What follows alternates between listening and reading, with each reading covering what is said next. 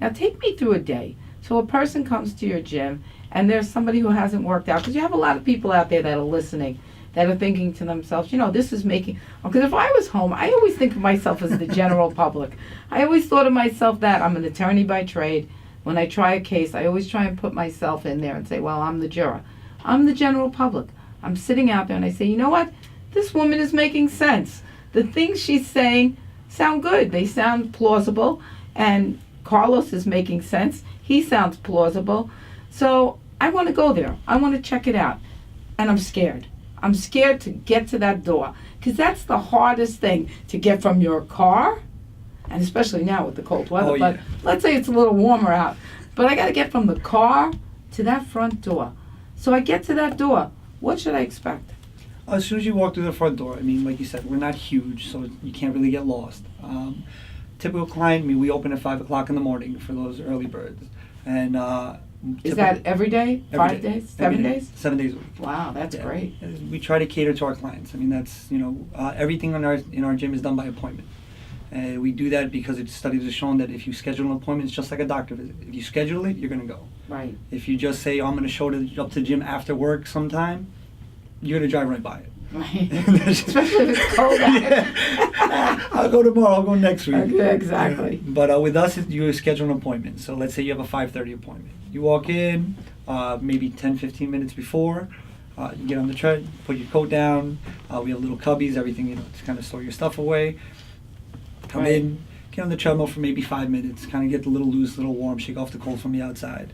And then one of our trainers will come up, obviously greet you, and then from there we take you through your workout, depending on, again, what you're looking for is what we work on. And you also see what the person's capabilities are versus somebody who's been working out versus somebody who, has been a couch potato for the past 30 years and just love my voice. And they say, we have to do this because she said so. The first thing we do when you walk through the door as a brand new client is we take you through an overhead squat assessment, which is basically checking out the kinetic chain. You'd be surprised how many people have something they don't even realize. So when you're squatting, your hips might shift left.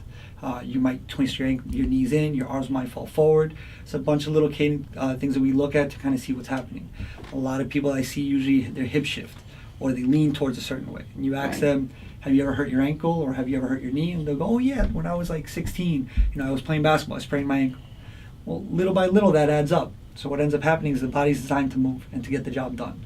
So your hips end up and your knees start shifting to the other side to compensate for what got hurt. Right. So the key is for me is kind of balancing it back out, working on the other side to get you back in line so that those injuries don't keep on occurring.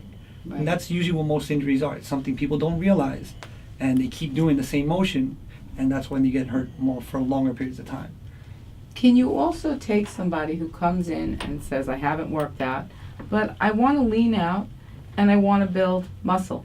I know it's not just working out. No. I know there's another component to this, because if it was just working out, it would be a piece of cake if we could eat cake and everything else that we wanted to eat. But unfortunately, and I know that a lot of people think that if I work out for an hour, I can eat anything and everything my little heart desires. Yeah. Because people say that to me all the time. They're like, oh, you go work out so you can just eat whatever you want. But that's really not the case.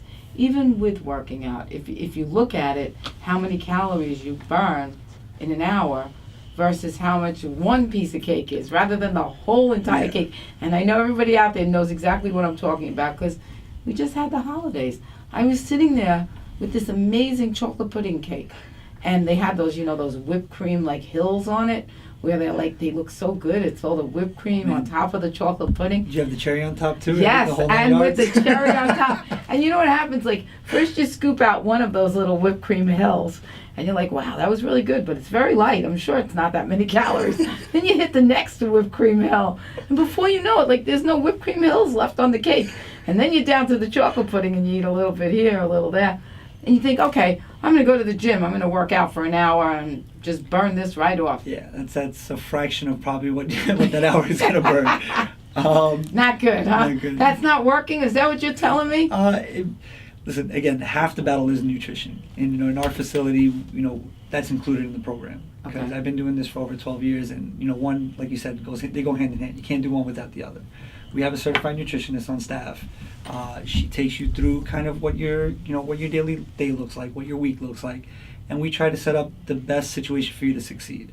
We don't believe in diets. Crash diets don't work, especially Right, these 14-day, 15-day No, miracle diets that they're come out silly. now. Yeah, you're gonna do it for about 3-4 days, and then you're gonna go binge because you just deprived yourself of everything you liked for 4 days. Right. It's moderation, it's portion control. You can eat your chocolate pudding cake, but sharing is caring. With stuff like that. And you definitely can't start with like the hills. Yeah, Cream hills. yeah. I think the key is to cut that piece out so that you don't work your way around the entire It's part cake. of the equation. It's part of the equation. You can have it, just don't have, like you said, don't have the whole mountain of whipped cream. Cut it in half. Start with that, and then Right. after that you cut that in half, and after that you cut that in half, and then little by little you realize it's not even there anymore. Right. Because in reality, what you get addicted to is the sugar, Right. and that's what that kind of that taste, and that's what makes you want to eat it. And the new studies have shown that sugar is insanely addictive. It's being shown to be more addictive than certain drugs. So it's one of those things that we have to fight now in the fitness industry, because people just don't realize that, and they don't realize how much sugar is actually in their food. Right. That's very, very true. Because I've been buying these cookies. I don't know if you know these cookies.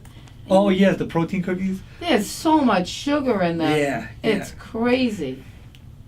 Yeah, for the meal supplement part of that, I mean, it's obviously not ideal. Right. I know we live in a quick grab world. Right. You are better off doing a little meal prep, and that's one of the biggest things I preach. It's the way I find personally success is, me and my wife will cook on Sunday together, and we'll kind of make, a long-term plan for the week. Put everything in little Tupperware and, hide it in the fridge, so that way when I do need to just kind of grab something on the go, I pull it out and I have everything kind of prepared as far as my portions and my vegetables. Sure. And See, all that. people who succeed all tell the same story about preparation. Preparation is a huge part of it. I mean, everybody has, the junk cubby. Right. Everybody has a junk shelf. Right. The idea Comfort is food. the comfort food. Yeah. The idea is either taking that and eliminating it by half, or replacing it with stuff that is actually better for you. Right. Lot more protein-filled stuff. A lot more I like beef jerky. I know it's a ton of sodium, so I can't really do too much of it. Right. But again, it's just one of those nice little quick snacks that I can grab on the go. There's some great alternatives out there that don't have any sugar. They're not as processed as normal. Places you can find all that stuff online, and there's so much information out there right now. With the internet, Right. it's just it's making conscientious decisions. You can Right, think sure. about it. Should I have that? Google.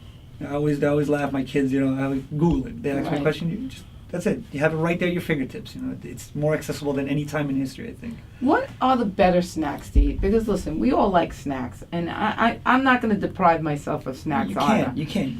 But are there certain snacks that are better than other snacks? Because you hear almonds, but who's going to sit down and eat 6 almonds? Give me a break.